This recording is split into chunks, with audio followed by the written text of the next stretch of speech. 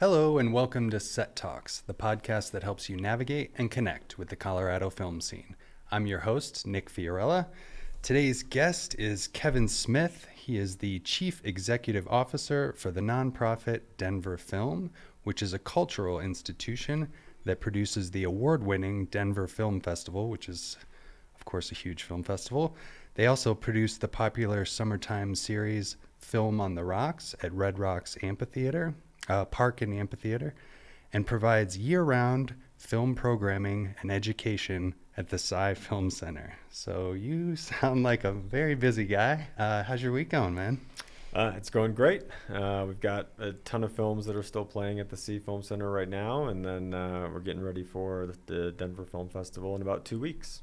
Nice. And this will be airing on the 1st, so right as you guys are kicking off the film festival, actually. Oh, great timing.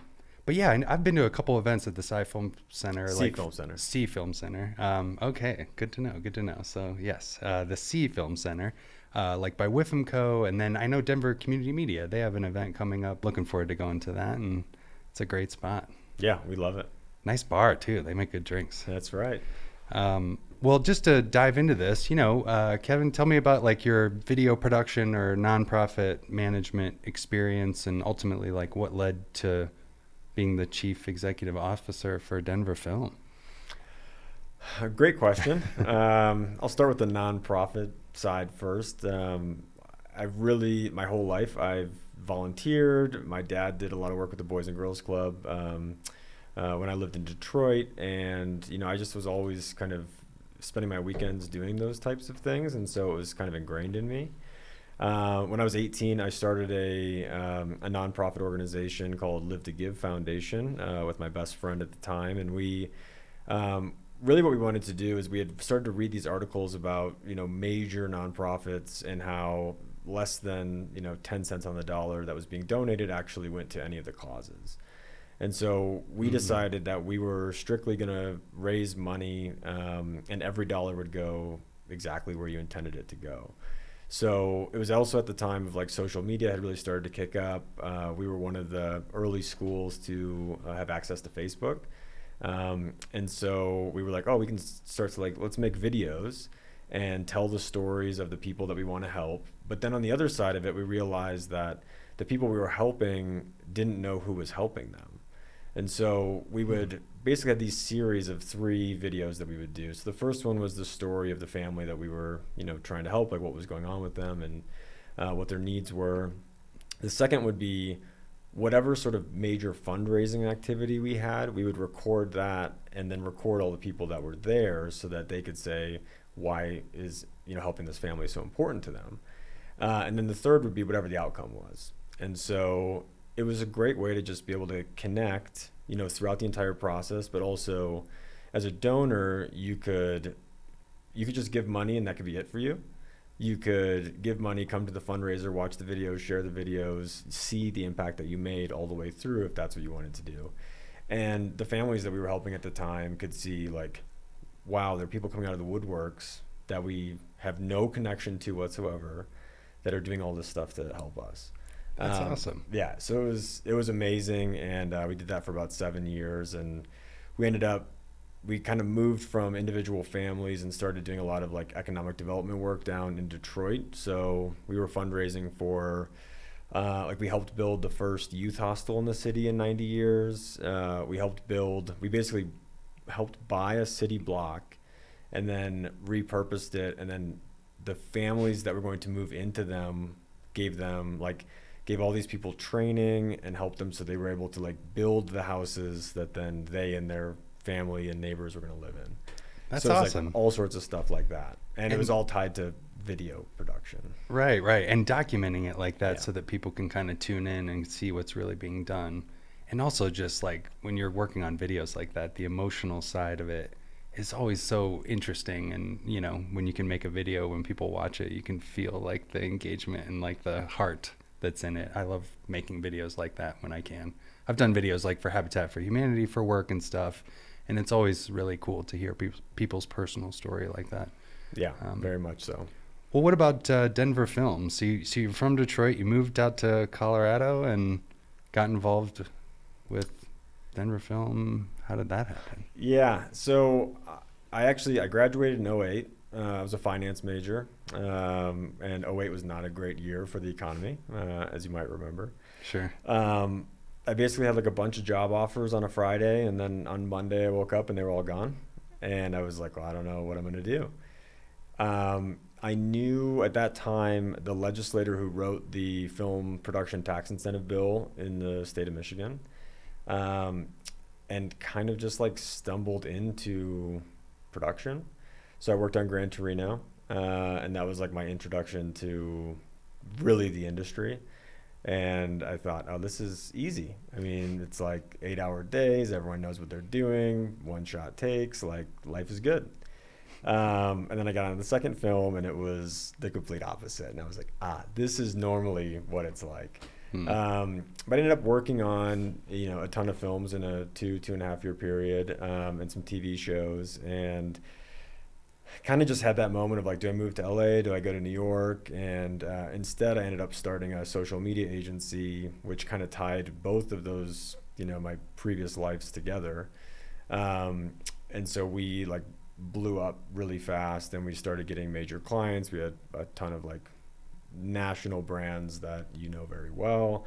We had almost every major event in the city of Detroit, but we were 23, 24 years old, and you start making a lot of money and you just make bad decisions, and we didn't know how to scale, and hired the wrong people, just like all the things that entrepreneurs go through. So did that for a few years, and then I ended up really just like I needed to get out of Detroit, and I had visited Denver twice. Strangely enough, both times I spent the entire time on Colfax essentially, and then I just moved out here on a whim. I had no game plan. It was just like, let's kind of see where this takes me. I had, two of my buddies were living here, and I thought, good, kind of safe place to go. Denver Film was the first job that I applied for when I got here, and I was immediately rejected, Okay. which I find very funny now. And about 3 months later, they came back and said, hey, are you still interested? We couldn't find anybody. And I said, sure, I'll come in. And at that point, I didn't know anything about theatrical exhibition. I didn't know anything about film festivals. I thought, it was Cannes and Sundance, and so that's it. And I had no idea about regional festivals, niche festivals, didn't know how many there were, in the country and the globe. So I thought I would stay for a year and then, move to the West Coast. But now it's been a decade. Nice. Well, what about the Denver Film Festival? Like, I mean, was that already... It's been running for a while, so they were already doing that when you got into this position, and then this was part of it, I guess. Yeah, so the Denver Film Festival started in 1978. It was one of the first film festivals in the country. So that's how the organization started. So it was the film festival, and then a couple of years in, we became the Denver Film Society and started doing year-round programming and became a nonprofit and all that good stuff. And so slowly over the years, we've had all sorts of different festivals that we've produced. We've had events all over the city. Our first kind of major like actual home was at the Tivoli on the Auraria campus.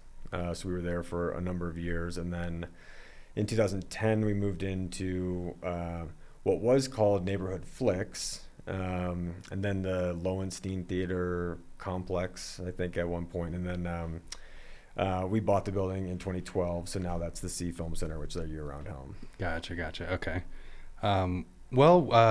Touching on just the Denver Film Festival, since it's going on this week, tell me about that. Like, as far as like, what does it take before we get into like the content lineup and some of the highlights for this year? Like, what all goes into running that film festival and the coordination of it? Because you guys have a big team, and I would imagine there's all kinds of, and there's a lot of events going on. Just, what does it take to run that film festival, and how involved are you in the execution of it? I'm heavily involved in pretty much every aspect. I've been really producing it for the last 5 years, especially post-COVID. It is a major undertaking. I mean, we are all across the city.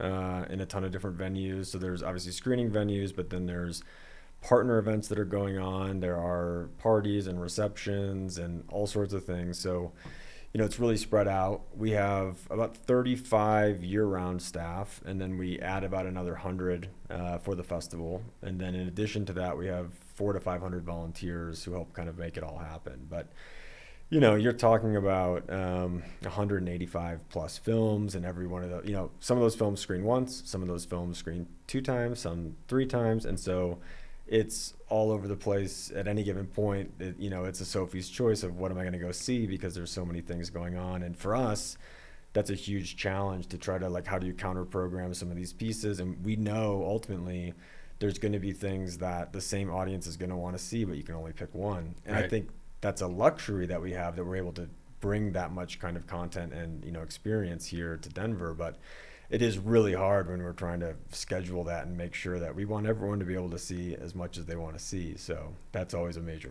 challenge. Oh, I'm sure. Well, can you talk about some of the programming for this year? I think you guys had just released like some of the lineup and stuff. So what would be 2 weeks ago from this. But yeah, can you talk about some of the highlights and what can people expect from this year's festival? Anything in particular that maybe is new?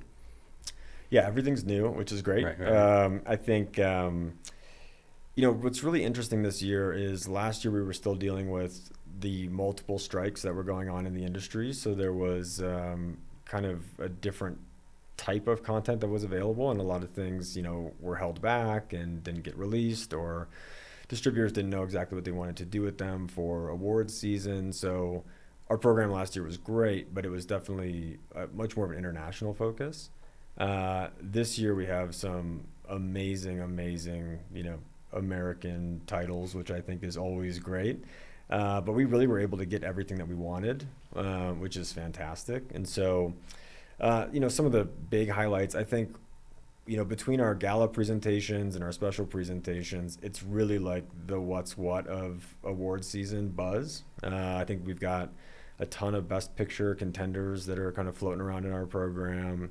A lot of the, screenwriting, production design, sound, acting. I mean, like, you're going to find a lot of that within this program, which is great.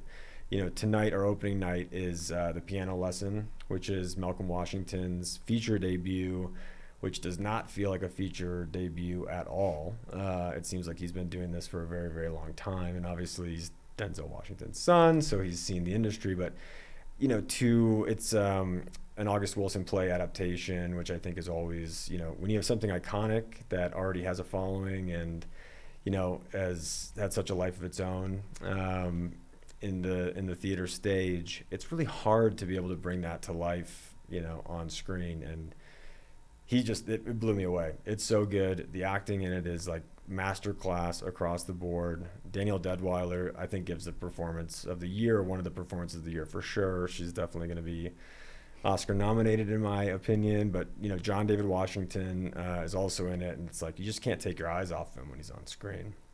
That's awesome. So that'll be a great opening night. We also have our centerpiece film is The Order, which stars Jude Law and Nicholas Hoult, and it is based on a book that Councilman Kevin Flynn wrote called The Silent Brotherhood.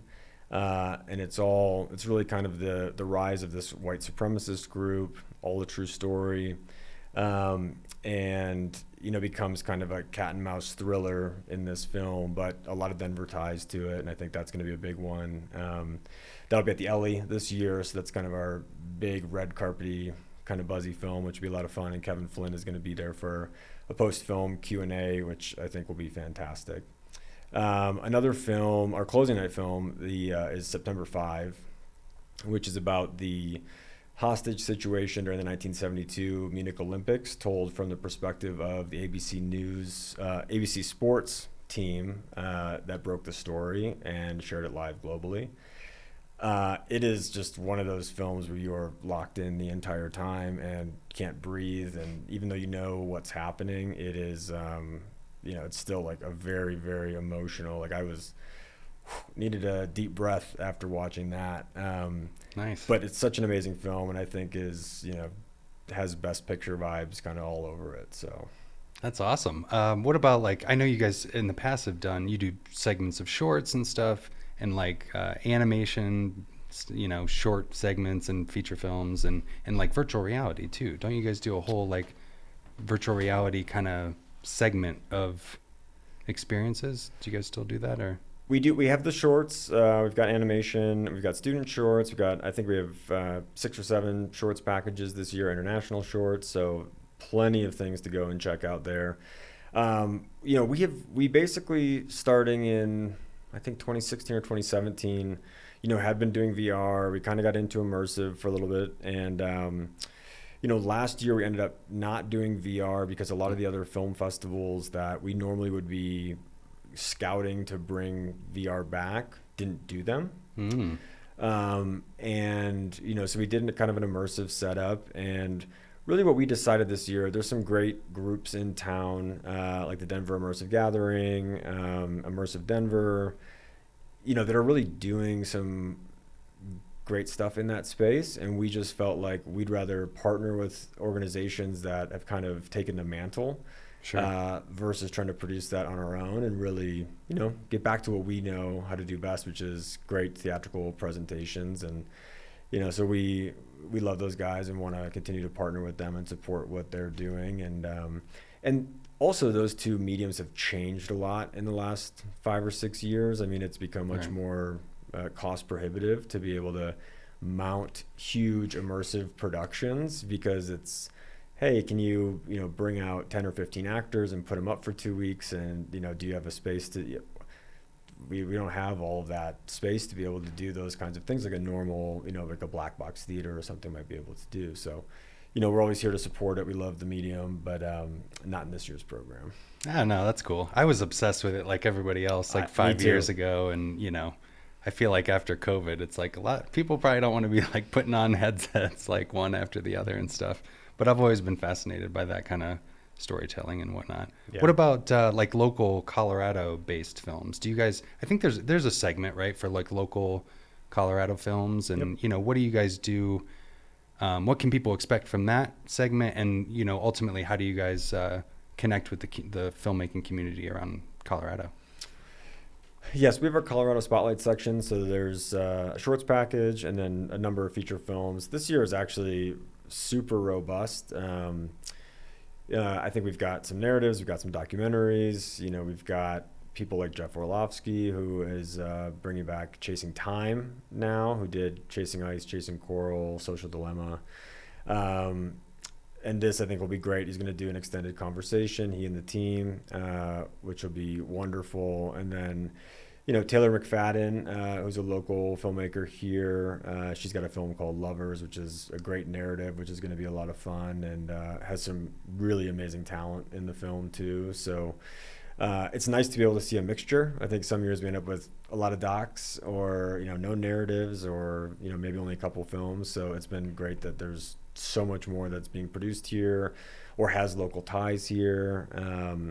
So love to see that kind of growth. And, for us, I think, especially year round, we're always trying to support however we can with the film industry. And the way that I look at it is we're not here to produce films. We don't have funding to be able to really do that kind of thing. But if I can ever personally connect filmmakers to funders that might be interested, I'm always going to do that. Or if there are resources that we can help kind of connect the dots, we love doing that. But also we have a fiscal sponsorship program, opportunities to come in and just get your DCP on screen so you can do a sound check and, see how everything's looking.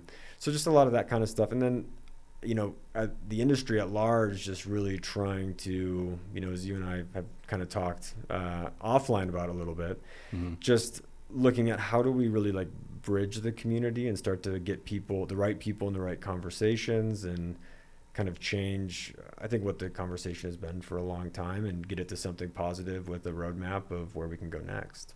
No, absolutely. Well, you touched on this earlier as far as the theaters and some of the events. Where does most of the film festival take place? It takes over what seems like every theater in town. And then I don't know, what are some of the theaters that you guys partner with to put this on and event spaces and stuff? Yeah, we one of the fun things, and I think most festivals don't have this luxury, but we've been able to, over the course of years, kind of change our venues. If you're looking at Sundance or Tribeca or, some of these major, they have to kind of go to the same places. We kind of switch them up all the time, which is awesome. When I first started here, almost all of our venues were downtown.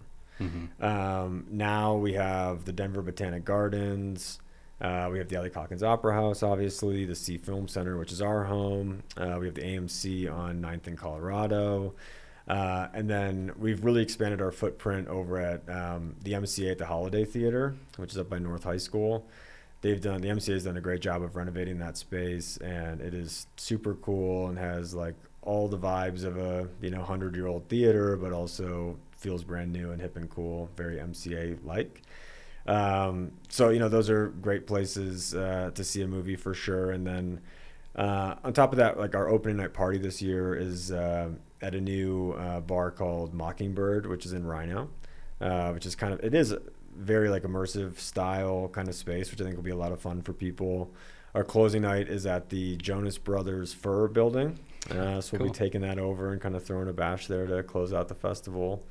But yeah, I mean, it's nice just to be able to, we have so many partners across the city and just always trying to find what's the right vibe for this year and what's going to kind of tie into the programming a little bit and, what part of town we want to be in. So those are the major venues for this year. No, cool. What about like the award ceremony for the festival? Where's that, and what can people expect? Like, I don't know. Is it just like the Oscars? Like, what are some of the awards? Just out of curiosity. A little more laid back than the Oscars for sure. It takes place at the Jacquard Hotel in Cherry Creek, which is our hospitality partner hotel. Really what we're doing there is we have a fantastic jury that we bring in from all over the country. And so we're presenting the awards for all the jury awards. And then usually there's a number of awardees who've been previously awarded during the festival, say like Excellence in Acting or Lifetime Achievement, who will kind of come back and give an encore there. And then audience choice. And so it's really just kind of like one more time for us to gather as like the industry members who are there and kind of showcase just like the best of the best from the festival, and not black tie or anything like that. Much more, I look at it more like a hangover brunch. Nice. So it's a lot of fun just to see everybody one more time and kind of celebrate the end of the fest.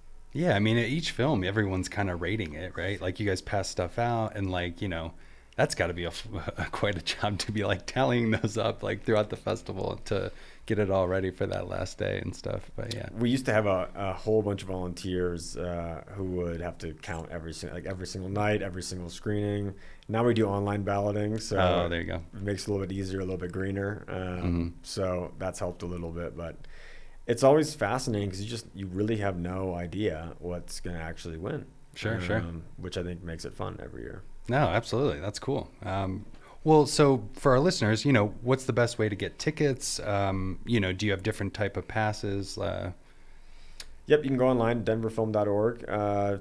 We've got a lot of sold out screenings already, but there's definitely tickets still available. You can still, there's a 20 pack I think you can get, so you can actually split that up. So usually our ticket packs are only available for like one person can use the tickets in there. But the 20 pack you can use and distribute. So if you want to save some money and buy a bunch of tickets, that's an easy way to do it. We have an all access pass, which is called the Elwood Pass this year, and then a Mile High Pass, which is more of like a taste of the festival and having lounge access and getting access to parties and things like that. So a lot of different ways that you can come in. I think the best way is to become a member because you get to save even more money on all of those tickets. And earlier on, you get previews to the festival before anybody else. You get access to buy tickets before anybody else, so you don't get the "oh no, it's sold out" kind of thing, which happens all the time. But then during the year, you're also getting access to a ton of screenings that we're not showing to the public that are promo screenings, things that are going to come out in a month. So you kind of get to be the test case a little bit to see, hey, I got to see something a month before it came out, which is always cool. And then tons of other kind of opportunities throughout the year that are member only, and it's relatively inexpensive too. So really that just goes to help support the organization and keep us afloat, and gives some great ways to engage. No, that's awesome. Do you have any advice for people navigating the festival? Because it's like, as you mentioned, you can't see everything, so it's like, I don't know, as far as like maximizing the experience, I don't know, any tips and tricks that people should know about? I think the first is on the website. The thing that's nice is we've tried to create like genre tags now, and this is the first year that we've really done this, where you can put in thriller or drama or comedy and just find kind of like what's the vibe you're going for, which I think is great. You can also look at it if you really are someone who wants to see the directors, the talent. You can click that in-person button and it'll show you everybody who's going to be there. So all the films that have either an awards presentation with someone in person or an extended Q&A, which I think is always a major piece for a lot of people. Totally. So great ways to kind of to do it like that. I think the number one thing though, and I've learned this from all of my years at film festivals, just pick something at random. Pick a time that you want to go and just pick whatever film is showing at that time, because that's the whole point. You're here to discover, you're here to explore, you're here to get a new perspective, and everything that's in the festival is good. Like, we wouldn't have put it in the festival if it isn't good. So I think you'll be very surprised if you kind of take that risk. You'll find something that you never would have thought is of interest. And I surprise myself a lot where there's, I'm not a huge horror fan, but like, one of my programmers will say, you got to watch this film, and I'll watch it and be like, blown away, loved it. Yeah. So again, it's kind of like, get rid of your preconceived notions, be open-minded, and just find something you would have never expected. No, cool. Yeah, no, great advice. Well, for some of the locals who would be listening to this podcast, how can people get involved? Whether it's like donating, you mentioned becoming a member, or volunteering. Like, what's the best way for, I know maybe it's a little late for volunteering at this point, but like, what are ways that people can get involved with the film festival, maybe for next year or years following? Yeah, I think it really starts, the number one thing is like, come to the Sie Film Center, see movies. Just get out. And, part of that is we need a thriving ecosystem across the board, and that's from production to exhibition. And I think that, people, like, we've seen obviously a couple theaters close in town this year, and immediate uproar that these places have closed. But the problem is, if you're not going to those theaters, this is what happens. Like, it's a really challenging industry. Post-COVID, I think the world has changed dramatically. You've got, a lot more people are just at home more than they used to be. And whether that's working, whether that's their, religious time, like, all of these things have changed. And so I just say, get out, go to movies, come to the Sea, go to other film festivals around town, go see other movies, because that's going to help continue to support the industry. And ultimately, then that allows us to do a better film festival when it comes around. But yeah, become a member. I think that's huge for us to be able to support all the activities that we have. You kind of listed a few of them, at the beginning, but there's a lot more. So become a member, buy tickets. You can volunteer year round and during the Denver Film Festival. Oh, okay. If you're a filmmaker, submit your film. Our submissions open very early, so usually our submissions open just before February 1st. So we're watching. This year I think we had 1,400 submissions. It's a lot of films, wow. To go through, and that's on top of also going out and scouting other films. So, right. Lots of different ways to get involved. And if you're a filmmaker and you're looking for a fiscal sponsor, we offer that up, and we definitely want to do everything we can to support the local community here. No, that's awesome. I know you touched on it, but like, as far as becoming a member, just like what are the benefits to that, outside of just like you said, early access to some of the film festival stuff, but like, why should people become a member, and like, do you have different packages? I think, right? Yeah, there's kind of like a film buff, which is just for one, and then there's a cinephile for two, so you can either kind of go solo, or if you've got a partner or somebody you want to share it with. The biggest thing, one, you are supporting a nonprofit arts organization. I think that's the most important thing. By becoming a member, you're helping us, stay alive, pay our staff, do all the things that we need to do to put these amazing screenings and films on. But the second biggest thing is that you're a part of a community. And I think that that's what we're all thriving for, right now, and looking for kind of on a daily basis, is like, where's my third place? Who are my people? And what I think is so cool is this was the first year since COVID where we're kind of back up to where we used to be with the number of members. And people are so engaged. For us, it's like a very young membership base now, which is super cool to see because people who probably weren't coming to the movies before now are. And so just being a part of that community and meeting other people who are like-minded, who want to like have real dialogue after these films. I mean, we show stuff that's like controversial and difficult subjects, and no matter what it is, it's gonna open up something, and becoming a member is a great way to kind of meet the rest of that community. So I think those two things should be reason enough, but if it's not, discounts on concessions, discount on the bar, discount on tickets. I mean, you can get $5 tickets 4 days a week.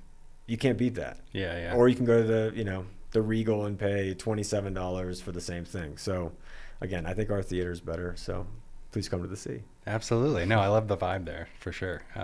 Well, as far as like, people wanting to connect, what's the best way for people to follow Denver Film and the Denver Film Festival? You mentioned it earlier, but like website, social media, like what's the best way for people to follow what you guys are doing?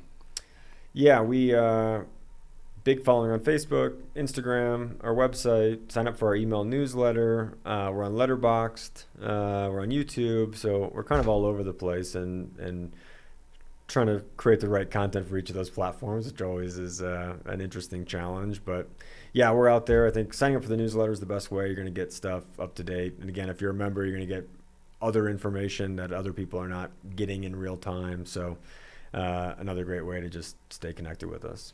And just one more time, the website is www.denverfilm.org. Awesome. Cool. Well, thank you so much for coming on the podcast. That was good. I feel like we got a nice overview for people to kind of, Denver Film 101. Great. Anything else that you would want to add for our listeners that people should know about? Any events coming up? We got a ton of, the See will reopen on November 15th, and we'll have a ton of additional films coming out, some from the festival that were big, I think big buzzworthy films, and also a few films that weren't in the festival that are going to be huge going into the fall season. So come and check those out in the holidays. And if you're looking for a place to rent the theater and throw a party, come and do that at the See. It's a great time. You can show whatever you want, so that's always a lot of fun. But I think, the number one thing for me is just continue to support the film industry here. If you know filmmakers, give them a pat on the back, tell them they're doing a great job, and keep up the work. Maybe donate to their project if you can do that. But also just keep seeing films. And whenever you have the chance, especially during the Denver Film Festival, come in to support the local community, come and watch their films and see what people are working on, and meet some other great people, and let's just keep building this thing. Absolutely. Well, thank you so much again, Kevin, for coming on the show. I really appreciate it, and good luck with the film festival. I'm looking forward to going. I definitely want to go see at least like a block of shorts and maybe a feature. So I'm really looking forward to it, and thank you so much. Thanks, Nick. We'll see you there. Cool. Well, this is Set Talks, the podcast that helps you navigate and connect with the Denver film scene. Thanks for tuning in.